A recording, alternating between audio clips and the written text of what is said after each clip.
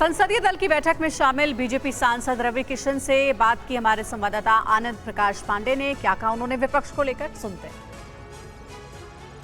BJP के वरिष्ठ नेता और सांसद रवि किशन हमारे साथ हैं। सर, आज बीजेपी संसदीय दल की बैठक में प्रधानमंत्री नरेंद्र मोदी ने विपक्षी गठबंधन जो इंडिया के नाम से बना है उसकी तुलना east India company, Indian Mujahideen और पॉपुलर फ्रंट ऑफ इंडिया से की।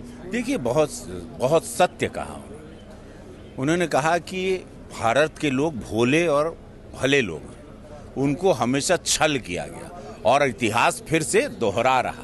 तो इतिहास याद कर लीजिए, हर भारतीय इंडिया के नाम से लोग यहाँ पर घुसे, वो ईस्ट इंडियन कंपनी हो या आतंकवादी का रूप हो या जिसने भी ये फर्म के साथ इंडिया जोड़ा, एक भारत के साथ एक जुड़ा हुआ नाम भारत, उसको लेके जो भी आया उसने यहाँ पर आघात किया, घात किया, छल किया, लूटा।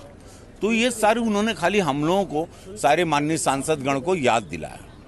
लेकिन विपक्ष तो सरकार के खिलाफ अविश्वास प्रस्ताव लाने की तैयारी में है।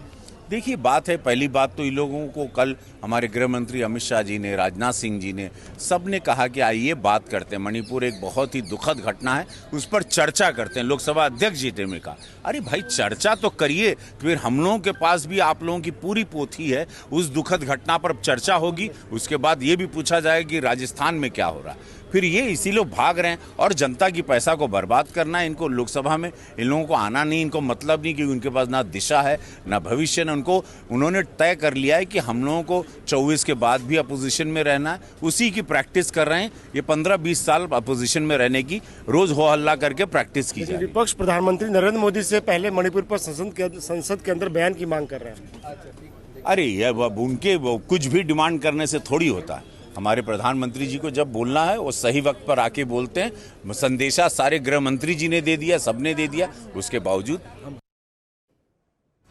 और इस गतिरोध पर स्मृति ईरानी का क्या कुछ कहना है वो आपको सुनाते हैं। राष्ट्र के गृह मंत्री श्री अमित शाह ने कल सदन में इस प्रस्ताव को रखा, इस निवेदन को रखा कि मणिपुर संबंधित घटनाओं के ऊपर वो चर्चा चाहते हैं, जवाब देना चाहते हैं। आप सब जानते हैं आंतरिक सुरक्षा का जो दायित्व है वो अमित शाह जी के अंतर्गत आता है। जब राष्ट्र के गृह मंत्री स्वयं बार बार विपक्ष से ये दरखास्त कर रहे हैं कि वो सदन में चर्चा करें, तो ऐसा क्या है मणिपुर के बारे में जो विपक्ष नहीं चाहता राष्ट्र के सम्मुख प्रस्तुत हो चर्चा के दौरान।